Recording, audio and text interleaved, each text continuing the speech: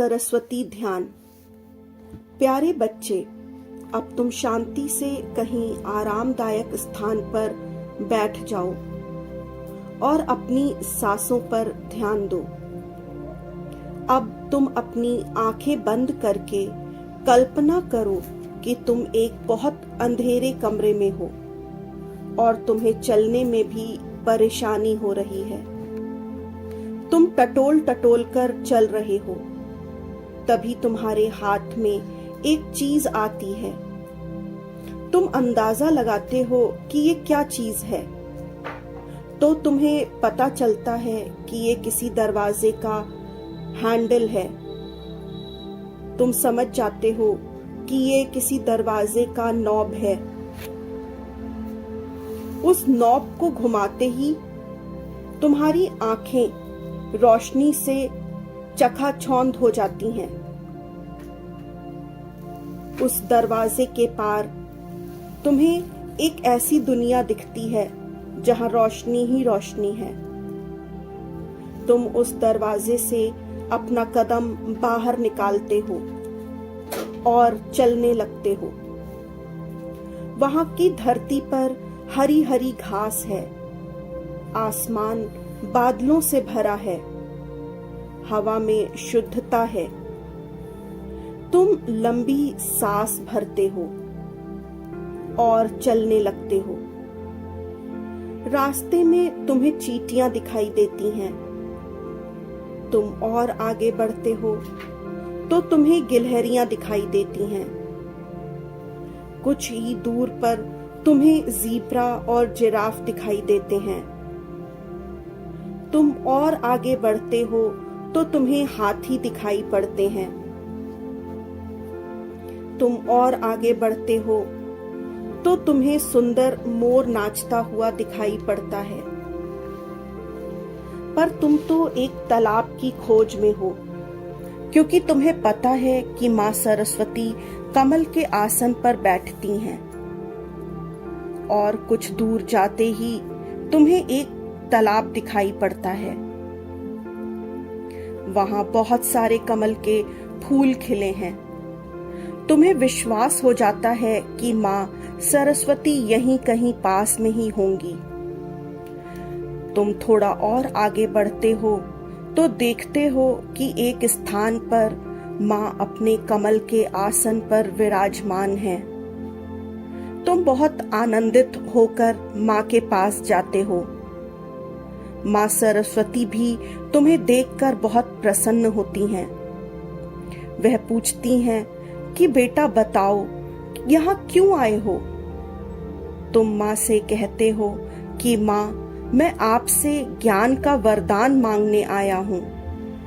मां सरस्वती कहती हैं कि क्यों नहीं बेटा, मैं तुमको ज्ञान का वरदान दूंगी, परंतु इस वरदान को पाने के लिए तुम्हें ये प्रतिज्ञा करनी होगी कि तुम प्रतिदिन एक समय पर पढ़ाई करोगे और ज्ञानार्जन के लिए एक समय निर्धारित करोगे और प्रतिदिन पढ़ाई करोगे, चाहे कुछ हो जाए, चाहे ऋतुएं कैसी भी हों, चाहे गर्मी हो, सर्दी हो, वर्षा हो या शरद ऋतु ही क्यों ना हो, तुम पढ़ोगे।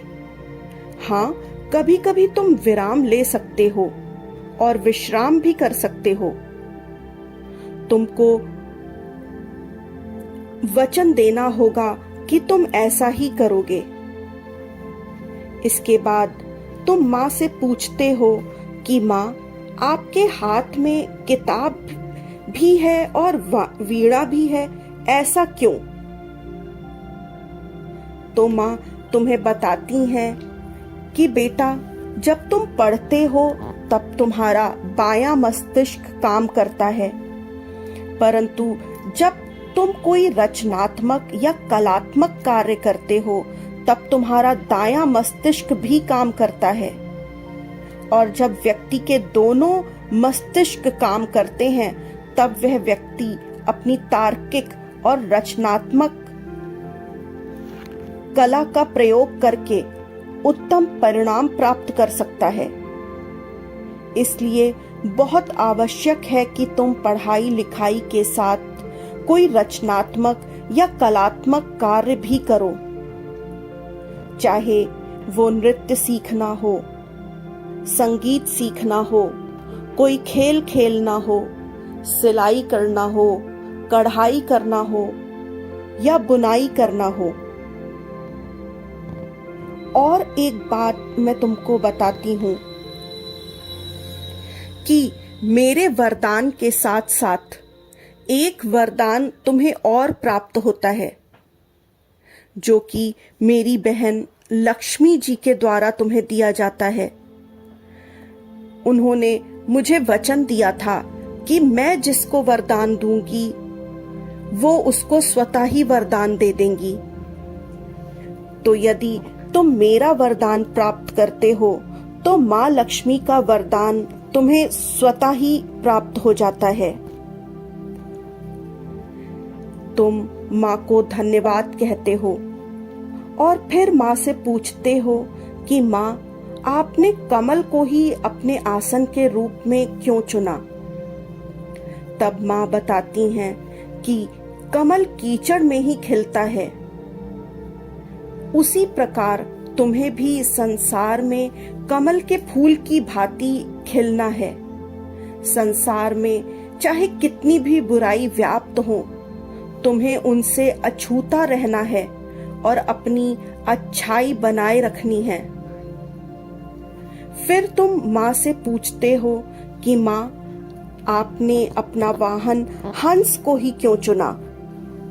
तब माँ तुम्हें बताती हैं कि ये हंस की एक विशेषता है कि वह दूध और पानी को अलग अलग कर लेता है तथा दूध ग्रहण कर लेता है और पानी छोड़ देता है।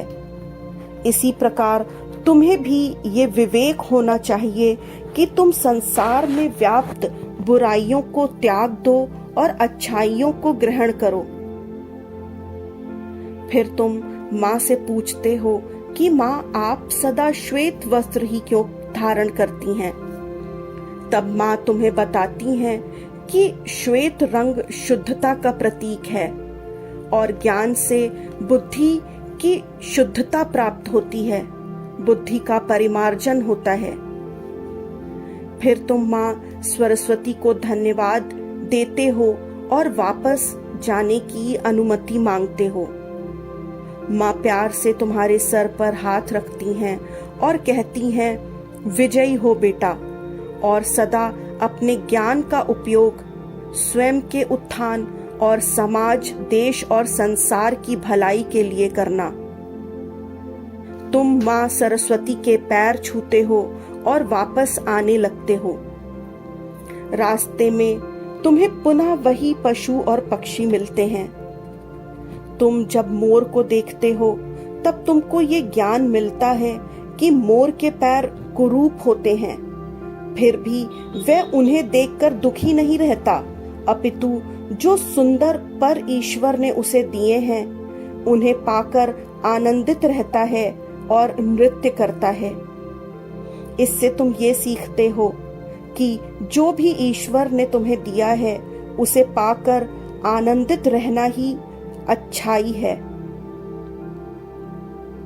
तुम आगे चलते हो तो तुम्हें फिर वही चींटियां दिखाई देती हैं। वह एक के पीछे एक चली जा रही हैं, लगातार मेहनत कर रही हैं। इसी प्रकार तुम्हें भी लोगों के साथ एक होकर रहना है और पूरे समाज के लिए कार्य करना है। फिर तुम्हें ज़ीब्रा दिखाई देता है। उसके शरीर की काली सफेद धारियां तुमको ये बताती हैं कि ये संसार अच्छाई और बुराई, आशा और निराशा, सुख और दुख से युक्त है। तुम्हें भी दोनों को अपनाकर जीवन जीना है। जैसे ये ज़ीब्रा अपने शरीर से कोई एक रंग नहीं निकाल सकता, उसी प्रकार तुम भी कोई रंग अपने जीवन से नहीं निकाल सकते। उस द्वैत में सामंजस्य बैठाना ही जीवन है। जब तुम थोड़ा आगे चलते हो तो तुम देखते हो हाथी अपनी सूंड से काम कर रहा है। वह आगे पीछे के पैरों से काम नहीं कर पाता, तो वो सारा काम अपनी सूंड से ही करता है। इससे तुम ये सीखते हो कि यदि एक तरीके से कार्य ना बनता हो तो दूसरा तरीका ढूंढो कार्य पूर्ण करने का।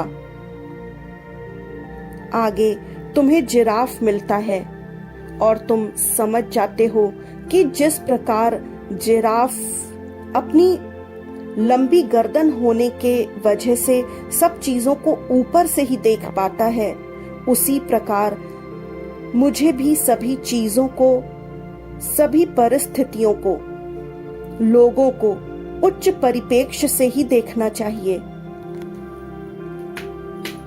तुम समझ जाते हो कि पहले जिन पशु और पक्षियों को तुम केवल देख रहे थे, अब तुम उनसे कुछ सीख भी रहे हो। जरूरी नहीं कि ज्ञान केवल किताबों से मिले, ज्ञान तो प्रकृति की सब वस्तुओं से मिल सकता है। अब तुम अपनी दुनिया में वापस जाने के लिए उसी दरवाजे की ओर चल पड़ते हो। तुम्हारे मन में अजीब सी घबराहट है कि इस दुनिया में तो इतना उजाला है और मेरी दुनिया में इतना अंधेरा। तभी तुम दरवाजे तक पहुंच जाते हो और नॉब को पकड़कर दरवाजा खोलते हो और आश्चर्यचकित रह जाते हो ये देखकर कि अब तुम्हारी दुनिया में भी उजाला है। तुम समझ जाते हो कि माँ सरस्वती के ज्ञान के आशीर्वाद से अज्ञान का अंधेरा मिट चुका है। तुम मन ही मन कहते हो, ओम अस्तो माँ सद्गमय, तमसो माँ ज्योतिर्गमय, मृत्योर माँ अमृतगमय। तुम अपनी कुर्सी मेज पर पढ़ने बैठ जाते हो और स्वयं से निश्चय करते हो कि मैं प्रतिदिन पढ़ूंगा और ज्ञानार्जन करके स्वयं का, समाज का, देश का, संसार का भला करूंगा। ओम सरस्वताय नमः। ओम सरस्वताय नमः। ओम सरस्वताय नमः।